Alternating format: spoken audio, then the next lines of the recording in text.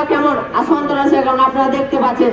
5ই আগস্টের পর আপনারা দেখতে পাচ্ছেন কিভাবে আওয়ামী লীগের দালালেরা গুজব ছড়াচ্ছে এবং নানা জায়গায় বিভ্রান্তিকর সৃষ্টি করছে এবং একটা সন্ত্রাসী কায়দা সৃষ্টি করছে।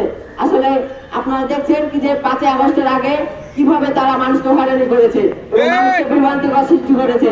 আসলে তাদের বিচার যদি এখন না হয় তাহলে তাদের বিচার কখন হবে? তাদের বিচার এই ইউনূসের আমলেই হবে, তাদের বিচার এই ছাত্রদের আমলে হবে, কোন রাজনৈতিক দলের আমলে হবে না। এই ছাত্রদের আমলে তাদের বিচার করে যেতে হবে, ছাত্রদের মাধ্যমে তাদের বিচার হবে, নাহলে তার আগে কোনো নির্বাচন হতে আমরা দেবো না। একটা কথা ক্লিয়ার করতে বলে দিতে চাই, আমাদের সহযোদ্ধারা এখন অনেকে হাসপাতালে, অনেকে শহীদ হয়ে গেছে, তাদের রক্তের উপর দাঁড়িয়ে এই ম্যাজিস্ট্রেট কোর্ট, এই জেলা কোর্ট দাঁড়িয়ে আছে। আপনাদের বলে দিতে চাই, প্রধানমন্ত্রী অনেক বড় টাইপের ছিল, কিন্তু